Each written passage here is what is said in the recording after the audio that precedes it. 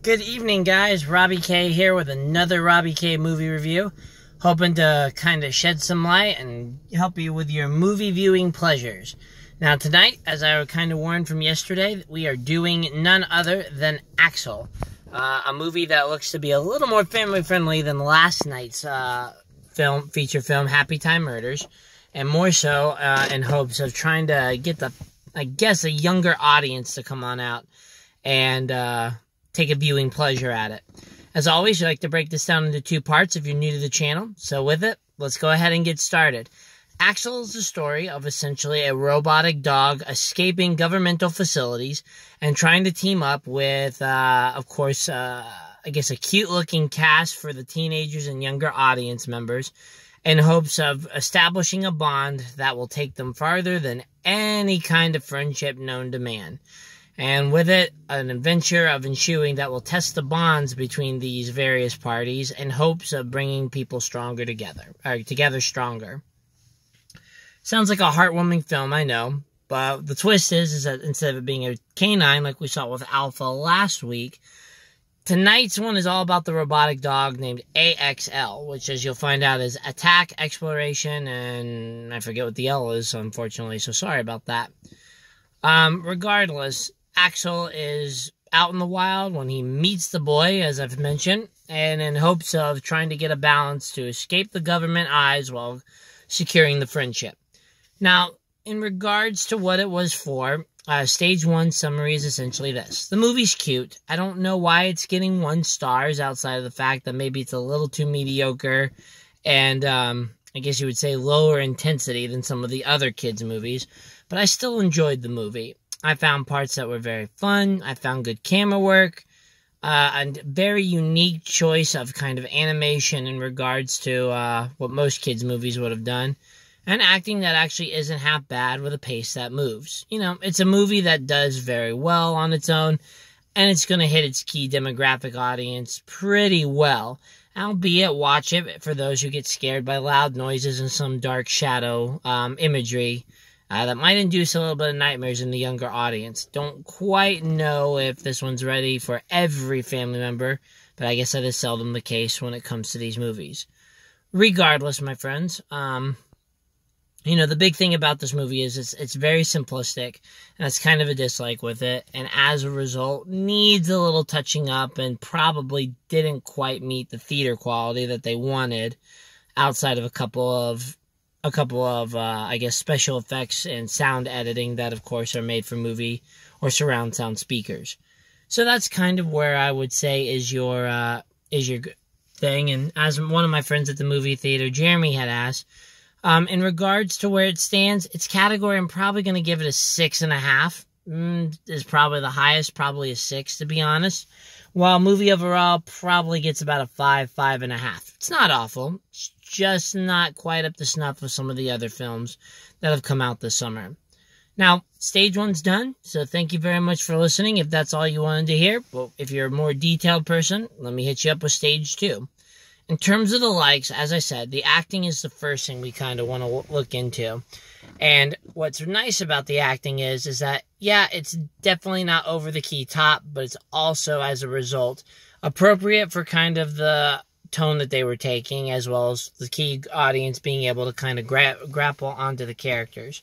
Becky G is, of course, my favorite of the bunch because I felt she had kind of the best balance, whereas the main lead, he did a really nice job. I just think that his character was a little too monotone in the direction I would have taken and didn't get enough opportunities to expand upon it. More on that in kind of the dislike section. Regardless, the acting's fine. People have decent chemistry together. It's just nothing award-winning. The next thing is the bike scenes, and particularly the cinematography, are worth noting here. As you know, I'm bigger on stable camera than kind of, you know, the shaky camera work that we sometimes see when it comes to action scenes. And in regards to at least the bike scenes, which if you haven't known that there was a bike, it's fair game because it was in the trailer. Anyway, the dirt bike racing scenes are actually pretty cool. Kind of felt like something off of a Disney Channel original movie, Motocross. And so you kind of get the full effect with the sound editing, the music that goes along with it. The orchestra work is actually very fitting here. And, of course, just getting to see some of the cool bike stunts.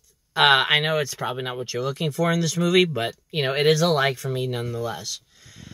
I said the pace was good, even though it's almost about an hour and 45 minutes. In actuality, probably about an hour and 30 minutes.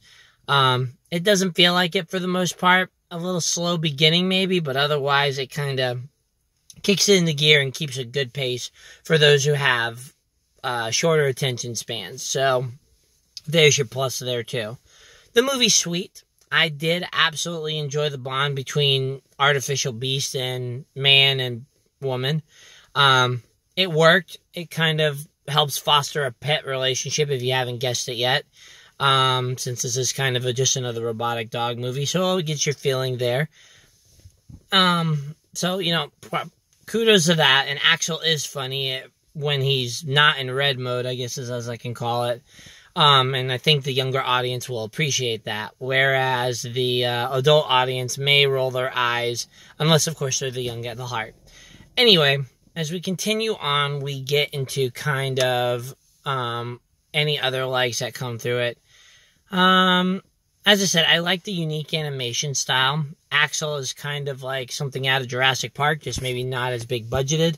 Part kind of robotic or puppetry, and part CGI. The transitions aren't necessarily the smoothest that you've seen in other big budget movies, but nevertheless, it's good, and I enjoyed it, even though, again, it's a little more simplified than what they could have probably done. And just deep down, overall, it was just a fun, low-key movie, to be honest. Now, when it comes to the dislikes, though, that's kind of where this movie's taking a hit. First of all, it's lacking a lot of things that a big-budget kids movie would probably need.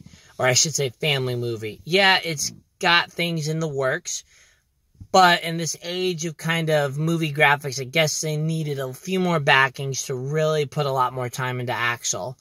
They needed to work on essentially not only kind of the animation and transitions with it, but also in terms of the story, which kind of plays down. I said earlier that the story's cute, and I admit that, but it's not fleshed out, not complete, and very kind of rushed. There's a nice part in the center that I felt was the best and had some gusto, but things happened so quickly that kind of felt like, I guess, an MTV or maybe even a CW series that's trying to rush to get to the end of things.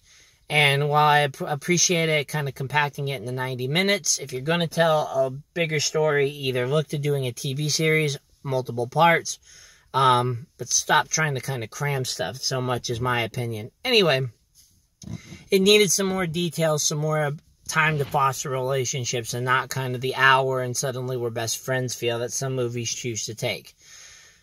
In addition, I guess the biggest thing that also comes with it is the chemistry and the character development are there, but not there at the same time. So it needed a little more of that as well, a little more time, a little more development. It also didn't need to try to be as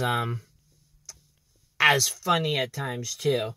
Again, I kind of find this the age of forcing stuff on us, and A.X.L tries to force a few things on it, but otherwise, it needed a little work in terms of not trying to be so staged. I guess the other thing is I was looking for a little more excitement. And I'm not saying that, guns blazing, blowing up, stuff like that. But I'm looking for a little more kind of spice. As I told you, I like the bike scenes. And I was looking forward to the integration of A.X.L into the characters' lives to train for that bike racing as opposed to kind of what he served for. Maybe more a little in depth of trying to hide the beast from the various things out there, and even more so really looking for a better climactic ending. Emotional as it was, it just needed a little work in terms of being that exciting climax to kind of go out and get the movies as suspenseful as possible. But part of that also comes from the fact that it was super predictable. If you've seen the trailers, you're going to be able to piece if you pay close attention to a couple of key moments. But otherwise, the scene is... The movie's very predictable. You can kind of figure it out. And based on everything I just said, I kind of had the ending sought out in about 20 minutes. And it's not that it's necessarily bad. It's just when you do that, you lose some of the excitement that this movie could have held. Not to mention the potential of, even though I'm glad you're looking into potentially expanding on the story later on down the road, again, I have to agree with my fellow reviewers that you can plan to have longer tales, but make sure the movie itself is complete. And this one I just felt was a rush completion just in case it didn't net box office bucks. But overall, as I said earlier, it's not the worst movie. I have seen worse this summer and in my life.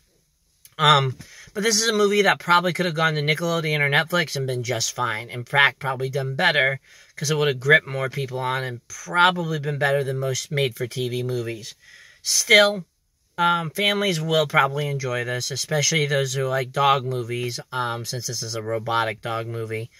But given the editing techniques and the promise, we could potentially see more coming from A.X.L. But otherwise, it's probably a one-stop shop, so probably rent it.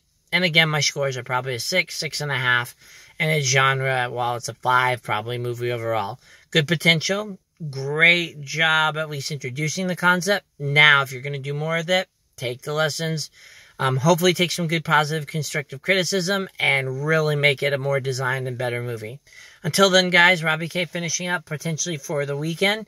And please let me know how you like this. Please let me know how I can review. And please share so that I can help you guys as best as possible. Thanks, and have a wonderful evening.